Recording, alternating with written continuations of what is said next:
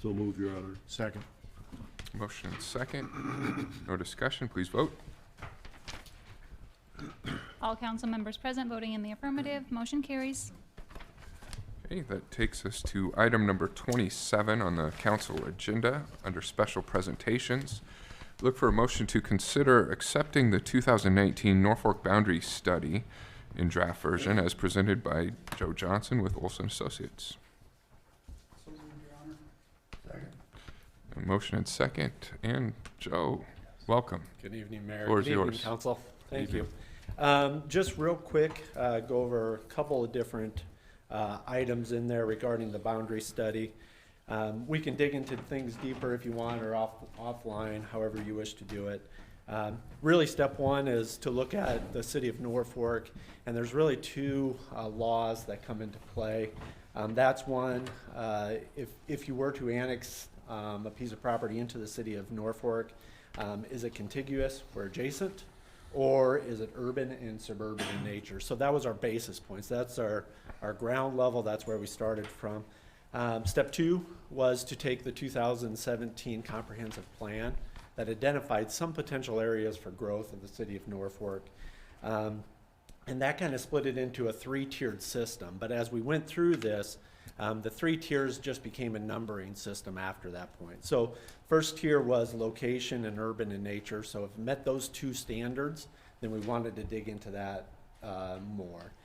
Tier two was that some of that may have met the urban and suburban in nature, and the location was kind of appropriate for looking into it. And then tier three, it was just urban and suburban in nature, but it took some work to get to those different locations. And originally, the contract with Olson was to identify 9 of those areas and look at 9 of those areas. But me being an overachiever, we looked at 31, so that's contained within the report. So looked at 31 different areas for that. And then step 3 was to put a cost-benefit analysis together. And I will tell you that the city of Norfolk is the first to do this approach from a cost-benefit analysis standpoint. So that's conducted in the report. So I'll just go over area 1.1 just to kind of demonstrate. So Lyle, if you want to turn to page 10. And you know, within the report, there's just a lot of language, and I want to reiterate that this is just a tool. This is not saying that Norfolk should go out and annex any area, but this gives you guys, as the elected leadership of Norfolk, another tool to analyze potential annexations in the future. So, so if you go to, yeah, you're getting there, Lyle. So stuff right there. So, so the first page, and there's 31 of these different areas contained in this report. So we'll just use study area 1.1 as the basis. All of the other areas are consistent with this. They change based on properties within there, locations, things of that nature. So there's a study area map contained within it. So the blue area within that little box is the area that we're looking at. All the other pink areas on the outside are the other study areas. The blue line represents the city of Norfolk's current property boundary. And then there's some hash marks, blue hash marks in there, which are in county industrial zones. Reason we put that in the yellow black dash is SIDs. So, and let me touch on the industrial. So those are a piece of legislation back in the 80s, 70s, 80s, which allowed counties to develop county industrial tracts. As of today, there's no current legislation saying that a city can annex those portions. They're forever within the county, which I make some recommendations in the report to maybe support a piece of legislation in the next couple legislative session that allows that to take, allows the city to annex those areas. And you guys have prime examples of that. So you, by the county industrial tracts, you've created an island. So there's a piece of county property that's completely surrounded by the city of Norfolk's corporate limits. So just touch on that really briefly, and I do make some recommendations in the report for you guys to peruse later. So Lyle, if you back on out again. So there's a map in each section and then the parcels listed, so you have all the parcel data that you need. And then the findings, that's the critical part. Like I said, to open, there's two things that you need. You need to be urban and suburban in character, or you need to be a contiguous or adjacent in character to annex.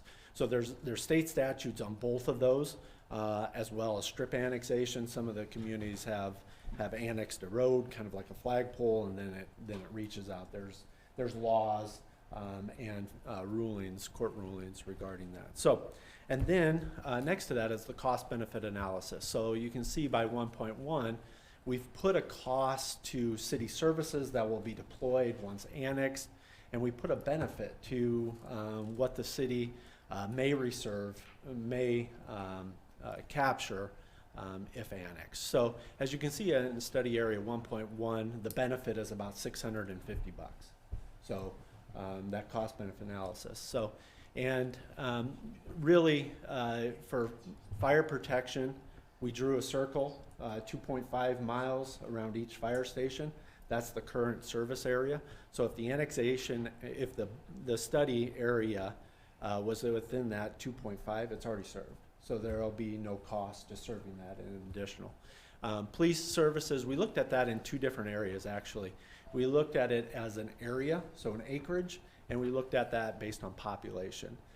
As you can imagine, and once we looked at it as an area, it inflated those numbers because you could have 20-acre parcel with nobody living on it, but that's a huge number to serve that area. So instead of doing it on acreage, we did it on population. So that number is based on 2018, a budget for the police department, divided by population, and then any increase in population, that's how we derive that number.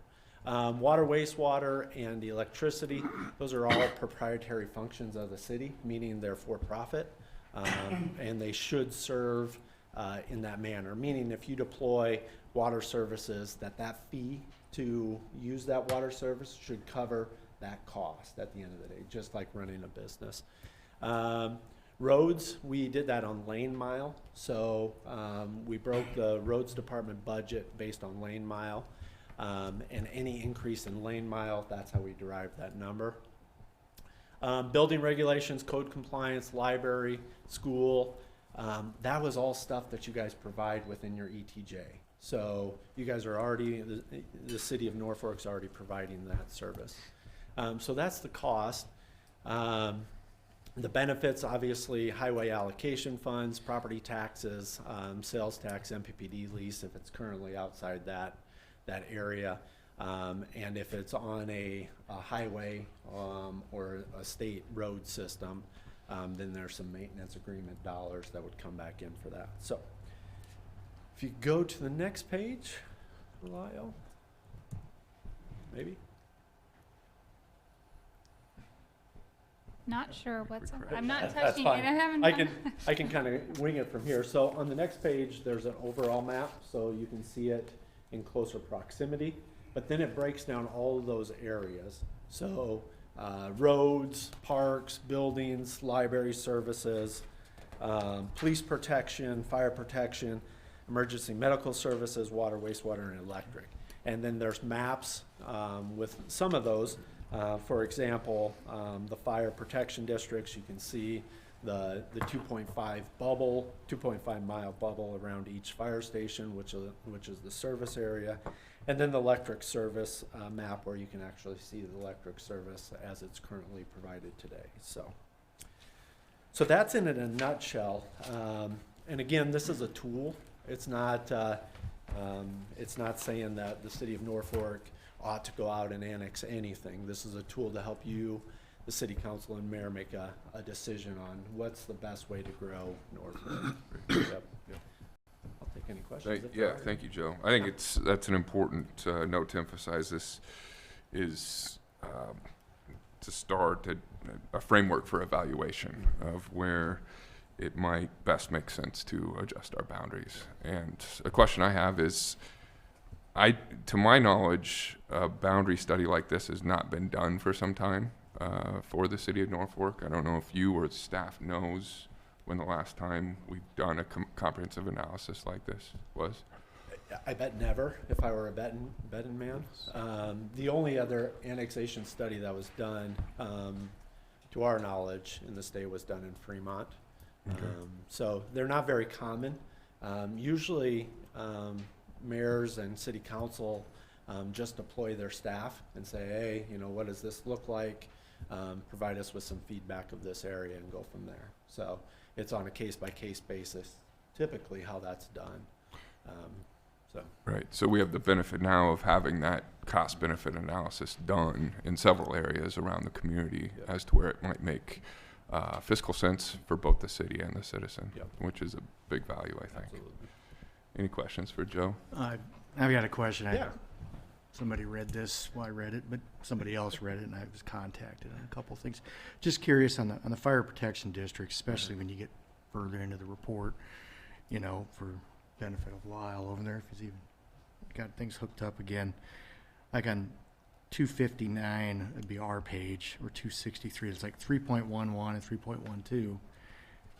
You note that the stuff is within the fire protection, but your circle doesn't go that far. So are we saying that that's the rural is taking care of that, or? In 3.11, Yeah, it's those SIDs out there. Yeah, I understand. Okay, that's what I was trying to check. But I just knew your report said that our city services would go out there. If this is a draft, I just wanted it to be somewhat correct. yeah. Some of the circles only cover percentages of those areas, Yep. so I didn't know if you guys had a chance to look that over again or not. And that was 3.1. 3.11, I'm sorry. 3.12 and Yeah, so Just a 3.2 couple and other ones. 3.1 are within the circles. yeah, Yeah. I'm sorry, I apologize. 3.11, 3.12, and I know that's a different fire district. Yeah, we don't have a 3.11 or 3.11. I gotcha. You don't have a 3.11? Yeah, sorry. 3.11. Okay. Yeah. 57. I was just looking at the fire map. You know, I was just looking at what the statement said. Yep. So there is a cost to that on those. So that would be, Where your, says your fire protection services, and you just had noted that it extended, and I'm just curious, are we talking the city, or are we gonna talk the rural fire district that's out there, that's all? yeah, so it could be either or. We don't Okay. classify that as who's going to provide that service, but there's going to be a cost. So Okay, let's use example 3.11. The cost is $76,000 roughly to serve that area. that's what So caught my that, attention. and that's based on population, so we use that, the same as the police, based on population and what it would cost. Now, we all know that to serve that area and to place a new fire station out there, it's gonna be a lot more than $80,000. Sure. So that might be an agreement with the city and the Rural Fire Protection District, that might be something of that nature. Or that might just be that the city council wishes to purchase what's already out in that area and classify that as an extension of the fire department at that point. So we don't, again, this is a tool, we're not saying you should go Yeah. out there and do something like that, but we do put a price on it. Okay, Yep. all right, thank you, Yeah, I no appreciate that. worries. That's a great question, by the way. Mhm. So, Joe, just as, you know, we've not, in the past, done a comprehensive analysis like this.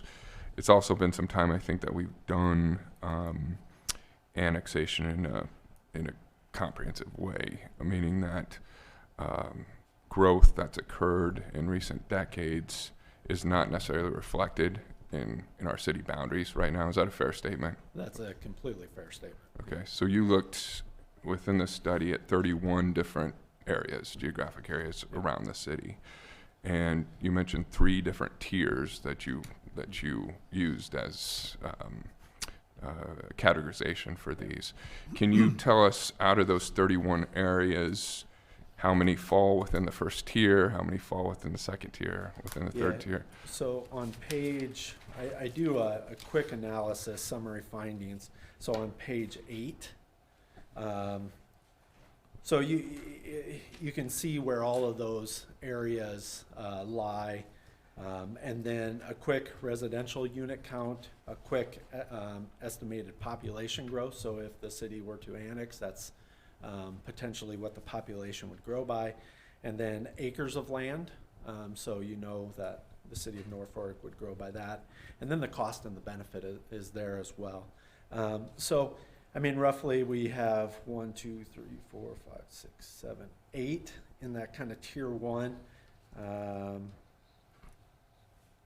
And is it fair to say that that first tier shows a positive cost-benefit analysis for the city, or does that not necessarily correlate with the different tiers? Yeah, on some of them it does. On some of them it does not. Sure.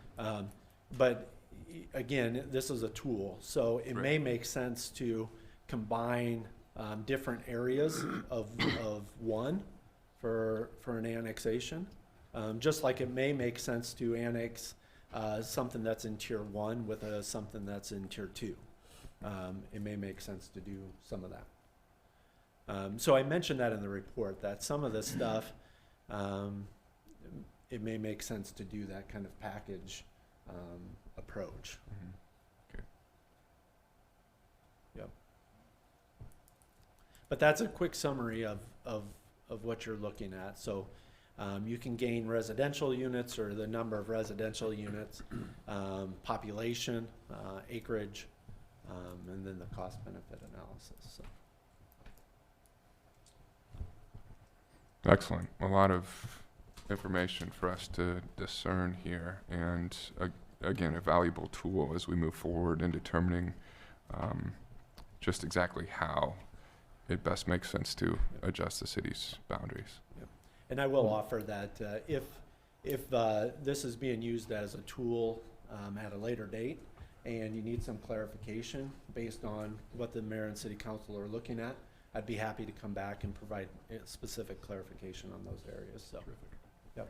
Appreciate it. Yeah. And again, this was not a quick process. This took some time, as you can tell, looking through the report. So what are we talking about? About a year-long process?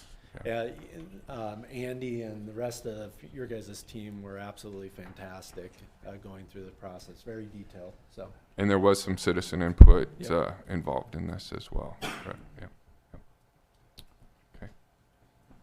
All right. Any further questions, council? Thank you, Joe. Okay. Any comments? Again, I think the important thing, as you stressed and as Joe stressed, is that this is a tool and has been something for probably 2 decades that I've been hoping to see. I'm very happy to see that we finally got to this point. So. Agreed. Any other comments, council? If none, I would ask for your vote on accepting the 2019 Norfolk Boundary Study draft. All council members present voting in the affirmative, motion carries. Okay. With that, we move to our regular agenda item number 28. I would entertain a motion to consider recommended changes to the downtown by the off-street Vehicle Parking District Number 1 Advisory Board, VPD, of the City of Norfolk. I'll make the motion. Second. Motion and second, and I think to kick off the discussion, Lyle. And/or Steve. Well, yeah, I want you to do it. And Steve Yep. McNally. Ladies and gentlemen, Steve McNally, VPD. Okay. Thank you, Lyle. Good evening, Steve.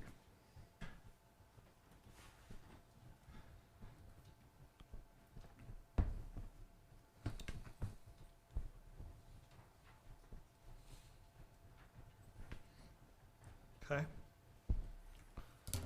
Evening. Evening.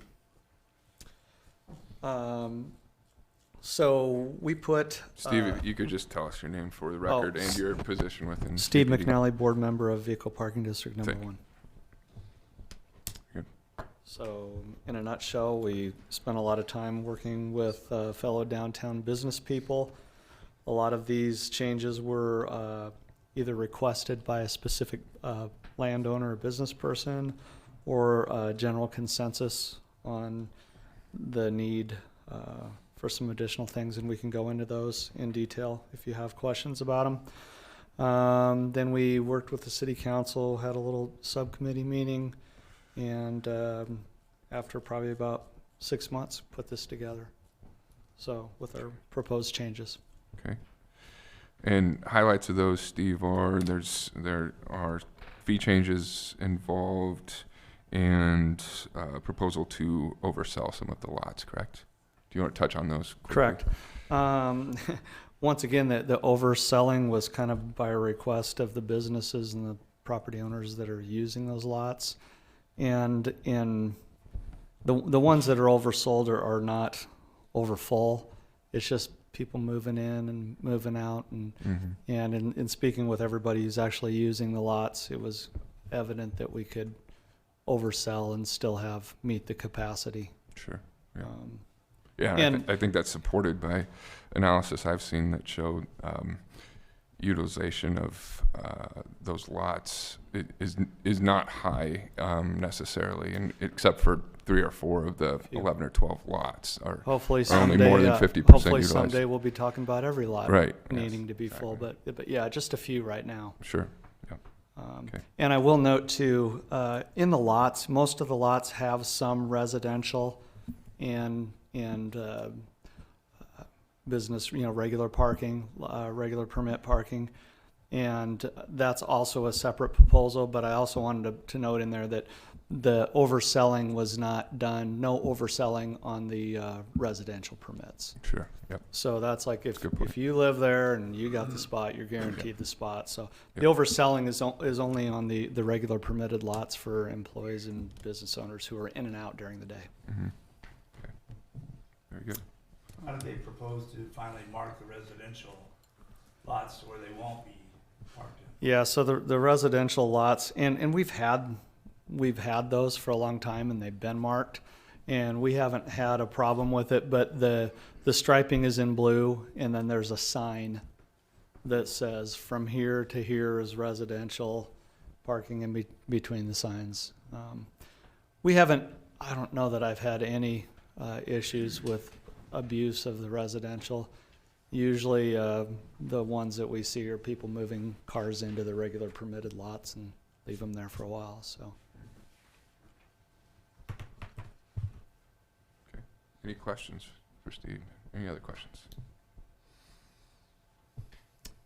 do you, one of the things, probably one of the major proposals that I would bring to your attention is that allow the parking on the side streets if you have a residential permit. So it doesn't apply for anybody. It's not just an average citizen can't park overnight, but if you have a residential permit that you purchased and you have a lot that you're paying for, you can park on the side streets. I think, is it everyone, or are we excluding 4th Street?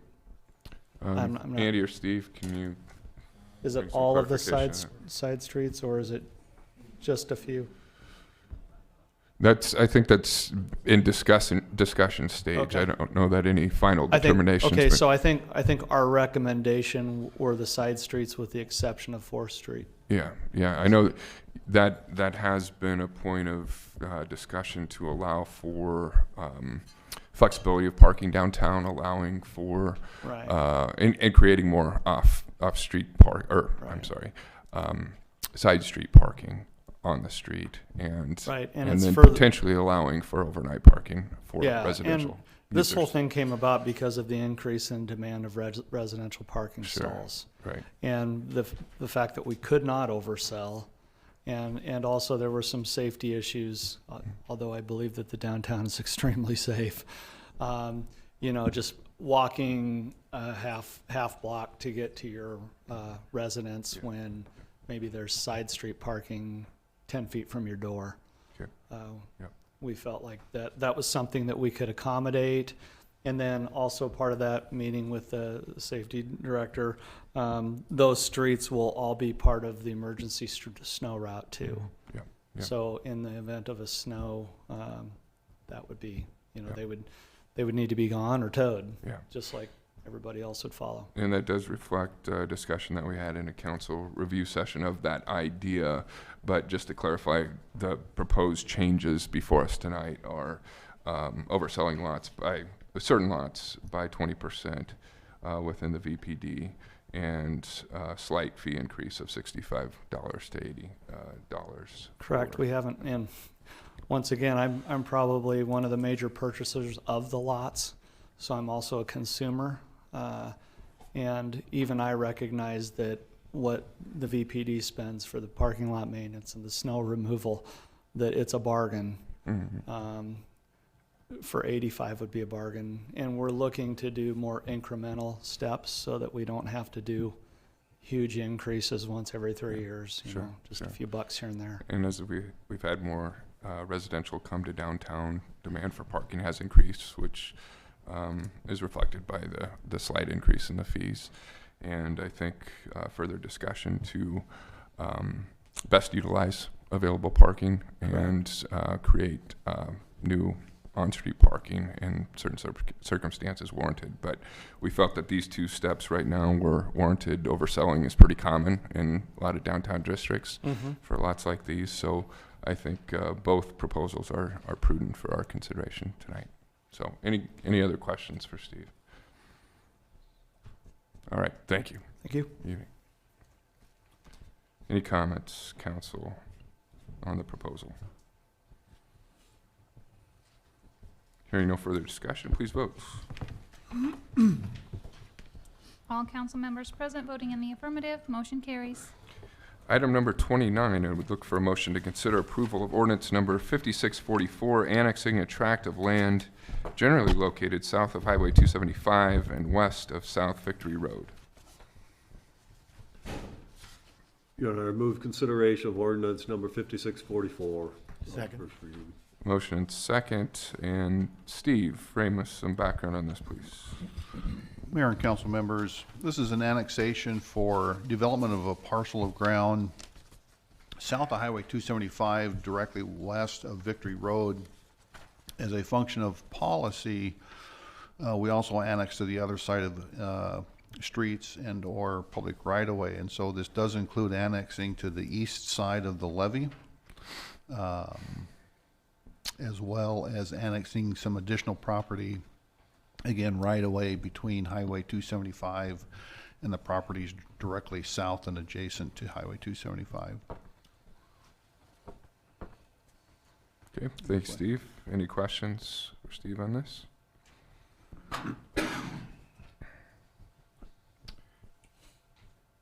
Hearing none, short title, please, Brianna. An ordinance of the City of Norfolk, Nebraska to annex to said city a tract of land lying in the northeast quarter of Section 35, the northwest quarter of Section 36, all in Township 24 North, Range 1 west of the 6th PM, Madison County, Nebraska, repealing all ordinances in conflict herewith, and to provide that this ordinance shall be published in pamphlet form. Okay, thank you, Brianna. Please vote. All council members present voting in the affirmative, ordinance 5644 carries on first reading.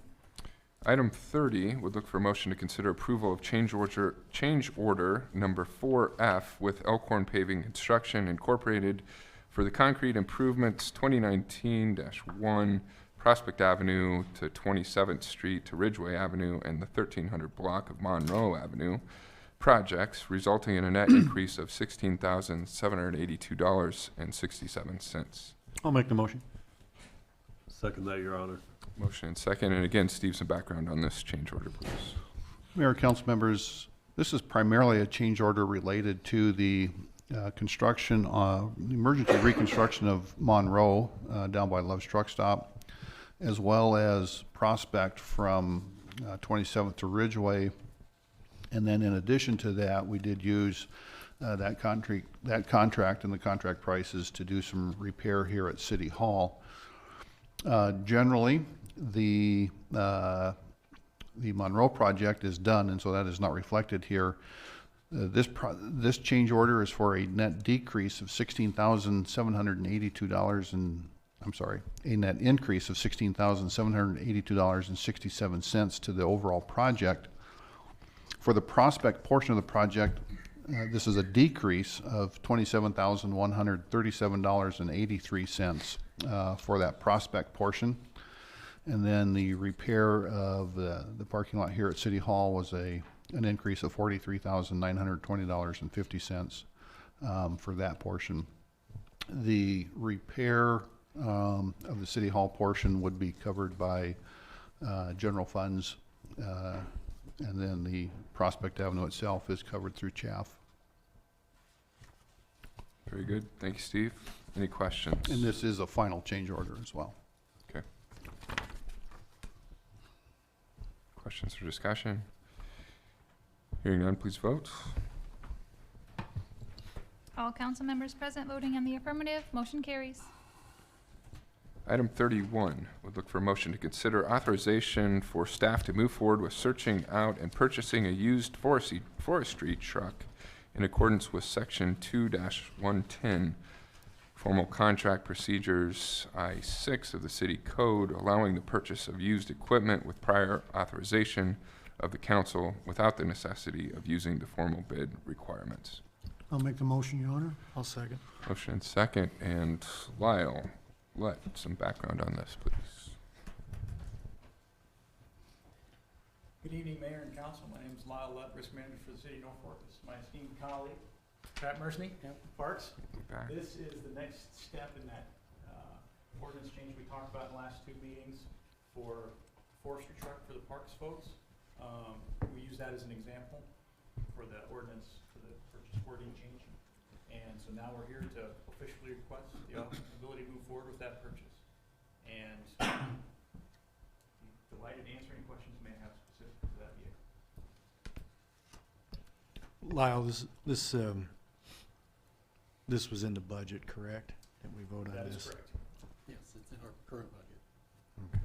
We had it, I think 35,000 last year, and we made it up to 70,000, so 75,000 Okay. for this current year. So you're correct, it is in this year's budget. Just for members of the public, what does a new one cost? Well, depending on what you want, we're anticipating a new one to cost in today's dollars, $150,000 to $200,000. Thank you. Having a used one to kind of get the kinks worked out and figure out where the levers need to go, the safety equipment in the appropriate places. Seems like a prudent decision for a good quality used piece of equipment when we're starting out in a new venture like this. I would agree. That makes sense. I know it took a few steps to get here, but now that we have that policy authorization in place, this can be a good model, I think, for responsible purchasing in the future. So, any other questions or comments, Council? Okay, thank you. Hearing none, please vote. All council members present voting in the affirmative, motion carries. Item 32 would look for a motion to consider approval of change order number 3F with Rudshins Construction Incorporated for the Northeast Industrial Water Main Project, resulting in a net increase of $22,408.32. Your Honor, I move consideration of change order number 3F with Rutchins. I'll second. Motion and second, and Steve, some background on this as well. Mayor and Council, this is the final change order for the Northeast Industrial Water Main Extension Project. This change order has a net increase of $22,408.32, bringing the project total to $2,337,269.24. And I would point out that that final cost of construction is just $2,021.04 over the original bid price for the project. So the project went very well.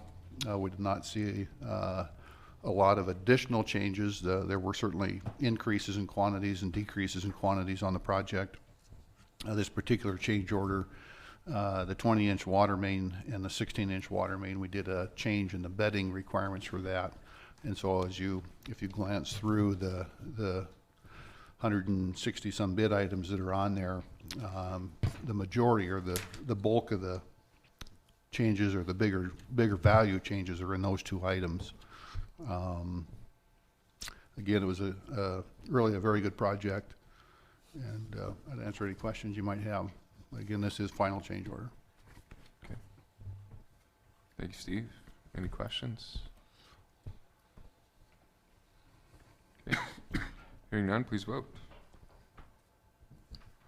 All council members present voting in the affirmative, motion carries. Item 33 would look for a motion to consider approval of change order number 3F with Rutchins Construction Incorporated for the Northeast Industrial Sanitary Sewer Extension Phase 2 project, resulting in a net increase of $54,812.05.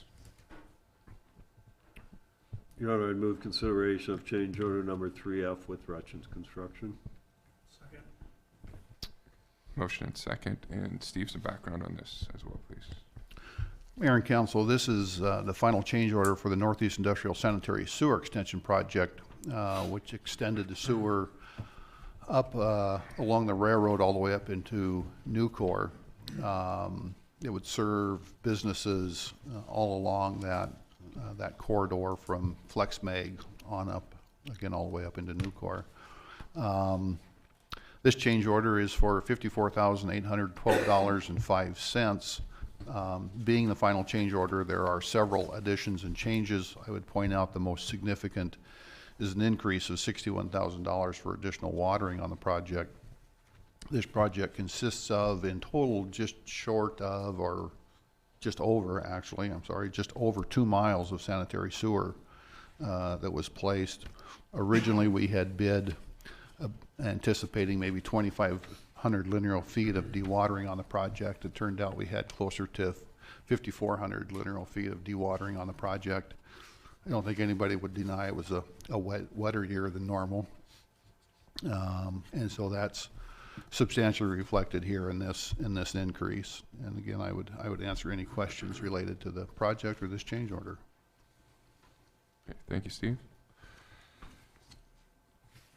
This and the last item reflect wrapping up big infrastructure developments to a part of town that has potential for further industrial growth and otherwise. So big investments, but also I think big payoffs over the long term. And it'd be nice to have them in the rearview mirror. Any questions or discussion, council? All right, hearing none, please vote. All council members present voting in the affirmative, motion carries. And finally, item 34, I'd look for a motion to consider approval of an engineering design services contract with McLaury Engineering Incorporated for the concrete improvements 2019-2 Ross Drive, 34th Street and 25th Street project plan preparation for an amount of $10,500. Make the motion. Motion and second, and Steve, once again, please. Mayor and Council, this is a contract designed to really assist the city in completing the plans and specifications for this project. McLaury will take the project from what we've already developed. We need to make some modifications to that, and then they'll deliver back to us a 95% set of plans. The city will be preparing the specifications and then putting this on the street for bids in January. This is also a function of, for the last 6 months or so, we've had an opening within the engineering department, the assistant city engineer. We've been unable to replace that or attract any candidates for that. And so I think as we go forward here for a little while, we'll be looking at bringing in consultants to help us with specific tasks so that we can kind of move our scope of services along without creating too much delay there. I would expect that we would move those services around to all the consultants that we work with, kind of specific to certain tasks, and help us out. Okay, thank you, Steve. Any questions or comments, council? Hearing none, please vote. All council members present voting in the affirmative, motion carries. And that concludes this meeting of the Norfolk City Council. We're adjourned.